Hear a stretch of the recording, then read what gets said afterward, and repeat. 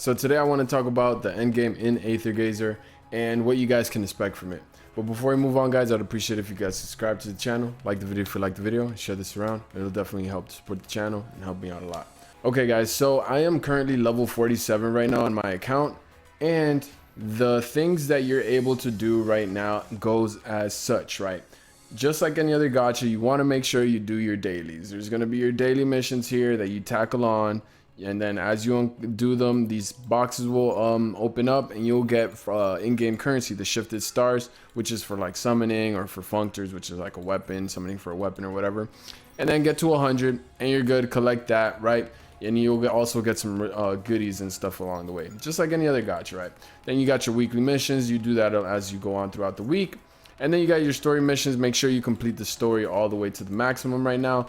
The max story you can get to right now is chapter 9. Right now I'm doing hard, but it does bottleneck you. It stops you from doing it. I'll just explain that in a little bit, but chapter 9 is the last chapter and on normal. And then once you do that, you go to hard and then you try to go as far as you can. Now I'm on chapter 5 on hard, and I have to be level 50 on my account. I'm 47, so we're working our way towards there, right? And in hard mode you actually get 100 shifted stars per stage, so this actually adds up pretty quickly.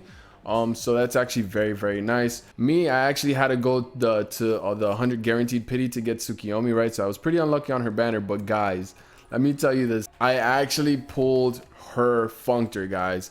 This functor is actually ridiculous, and I was lucky and got it in the first 10 pull. Just like I've always told you guys, never summon on the weapon banners or whatever, because you know you want to save up and get the units, the characters themselves, which I find more valuable than the weapon or the functor themselves.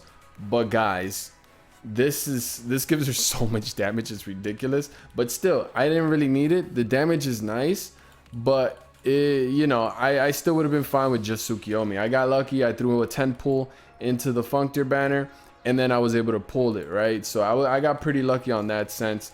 But this ain't about the gacha, right? We're talking about the end game. So in the end game, guys, the main things you do, just like any other gachas, you have your supplies that you go through and you farm up for whenever you need it. Things to limit break materials, things to limit break your mod, things for your weapon to level up your access key, which is like your built-in weapon or whatever. Skill points to level up your skills, experience, and gold coins to basically use for any upgrades.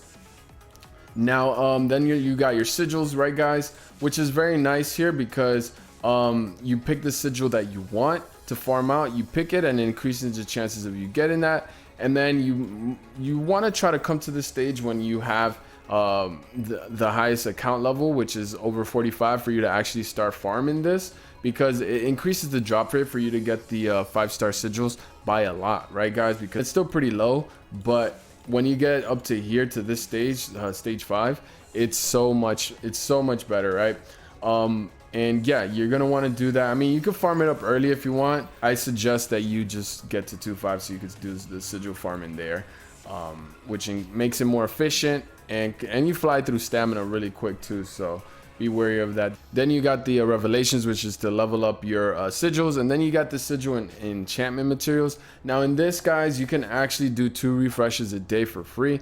After that, you have to pay shifted stars, and I don't recommend doing that. So what you want to do here, guys, is you want to use your free refreshes until you guys find the highest grade rank, and then take it on, because it's going to increase the possibility of you getting this, which is the reconstructors, guys. And you guys know how important it is for the reconstructors for sigils. Very important stuff. It'll increase the stats of the sigil by 20% when equipped to the modifier with the same matching faction. So that's really important, guys. And that's what you use your reconstructors on, because if you don't have the matching faction, you use these things right here that I told you to farm out with, get the high ranks, so you can have a better chance of getting this. Use these reconstructors to get the matching bonus. Now it is pretty random, right guys? So be very wary of that. You're gonna need a good amount of that to get matching that. And the way you can actually get those, guys, is through the challenges here. And the way you can get that, guys, is through the hazard zone, which actually resets, I think, every 2 days or so. And then you go here in the redeem rewards. You can go ahead and redeem them here. You can get that. And then also another way you can get it is through the voucher shop in the hazard zone shop. So you can buy reconstructors here and other 5-star sigils, which is very nice, right guys? And this is the end game mode itself, where you go ahead and you take on each hazard zone if you want to get buffs. To take on the hazard zone core, which is the last thing you got to do, where you face the waves of enemy, and if you're able to beat that, you'll go ahead and be able to complete it. It's not mandatory for you to beat A, B, or C, but sometimes if you want to make it easier to beat the hazard zone core, I recommend doing that. And as you do this, right guys, the difficulty is going to rise up if you're able to beat the hazard zone. So yeah, that's an end game mode. Then we got recurring dreams, guys. Now these bosses do reset, I believe like every other day or so, or every day, but you don't have, that doesn't mean you have to do them every day. As long as you make sure you take care of these, get these rewards right here, where it says next star rewards, you want to make sure you get these right here, right, and do them, because after you do that, you don't have to come back in here and do it, right? They have 3 difficulties for the enemies here, as you guys can see, the 3 difficulties on the left side. Make sure you do all of them, and collect your rewards, right? Also, whatever team or characters you bring in this stage, and when you go in to do the next stage, for Ethan, for example, here, you won't be able to use the same modifiers that you used on that past stage. So make sure you guys you know, bring the characters that you feel like are gonna be good, and also don't bring all your powerful stuff all in one go. You want to make sure you split it evenly, right? So you can do that. So they're gonna start emphasizing here, it's gonna be valuable for you to start building more than one unit, because right now Tsukiyomi's the hot topic right now, but she's not the end all be all. You're still gonna need more units and more team for you to be able to take on these stages and stuff and be very effective and efficient about it. They have their own redemption shop too. This is where you get the free 5-star as well, the Kuni, right? So she's actually amazing, so I would recommend do that and farm that up. It's going to take you a few weeks, but it's definitely worth it. Then we got dimensional variable, guys. Now this game mode, there's no duplicates or any stat boost increase. Everybody's characters is on the same level, and you're going to be clearing floors and stuff, and as you're clearing them, you're going to be getting certain cards that's going to buff you. It's just like a roguelike, and you just do that and go as far as you can. And they do have a leaderboard here, and it shows the difficulty on how much you did it, and the rating, and the team they use. So that's a stage. You know, you do have a shop as well, where they actually have some really good functors, guys, that you can buy, and they're 5-star functors. So you know, if you're looking for a 5-star functor, this is where you want to get it, especially if you're saving your currency and you're not summoning on the functor banner. This is it right here. This is it, guys. This is it. Lots of great functors and stuff with good effects and stuff. You know, you want to make sure also you get the one with the right faction and stuff to match your character. And yeah, guys, very valuable shop in this game mode, dimensional variables. So make sure you guys do your dimensional variables and clear as far as you can.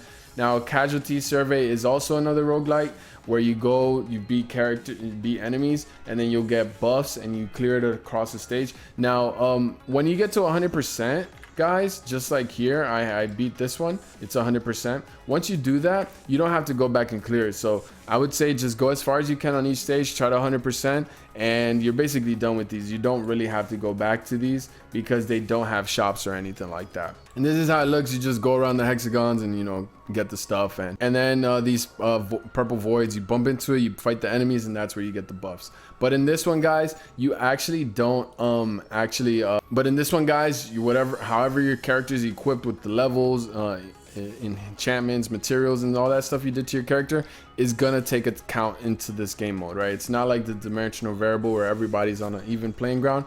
This one, it all takes into consideration your how well you have your character built. So keep that in mind as well, guys. That is casualty survey. Then we got past grudges, guys. Now this one, you just basically do one time after you complete it, and you don't have to worry about it anymore. You see it says completed, and you do get some decent rewards over here. I've basically completed every single last one except this one. I haven't started this one, but I'm definitely gonna do it, and I'm gonna do a video about it, fighting this boss, since this is gonna be considered the hardest boss here in Past Grudge. So definitely going to be doing a video on clearing this specific one, the Past Grudges 5, right? So very excited with that. These other ones are locked, so we have to wait until they get unlocked. I guess when more story comes out and stuff. So looking forward towards that, right? And the way this works, guys, is that at each floor you take on, there's an enemy, you go ahead and beat them, and then you go up to the next floor, right? Until you go to 10, which is where the boss is, and then you're gonna go ahead and take them on, and you know, that's it. You get the currency and you're good to go. I think 5 as well has a mini boss, so 5 and 10 have mini bosses, so be careful with that and make sure you're well prepared and you're well built up, especially when you get to the higher difficulties, guys. Now that is basically the end game for Aether Gazer right now. I'm loving this game. There's other things you can do, you know, for newcomers as well. Make sure you do your course missions, right? And collect every day. They give you stuff to do, and they're gonna give you a lot of rewards, a lot of shifted stars, which is currency for you to summon, right, guys? Or refresh your stamina. I wouldn't recommend that. I would say hold it off for characters. Do it because you get a lot of good stuff. I'm on day 6. I've basically completed everything. On day 5 I just need to do this little thing, but you see these check marks, I've already completed all this stuff. Day 7, 8, and 9, those are the last ones where they give you stuff. They also give you summoning currency as well, summoning tickets, I mean. So very, very nice stuff. They also give you a lot of duplicates of characters and stuff. So yeah, as you go on, you'll be able to do that and build up your characters, because they're going to be coming out with more events, more harder content, and you want to make sure you're prepped up for all that good stuff, right? But yeah, all right, guys, that's about it, guys. This is the end game. Let me know how you guys been enjoying Aether Gazer. I will definitely be making more content. I think I'm going to go ahead and make a guide tomorrow on a specific character. And if you guys want to see any specific content from me, please leave it in the comment down below, so I can go ahead and make those videos for you guys, all right? But looking forward to playing more Aether Gazer, and looking forward to the events and stuff and more content and the story.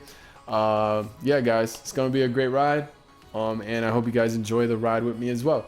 I will see you guys along the way, and I'll see you guys in the next video. It's your boy Jada. I'm out. Peace.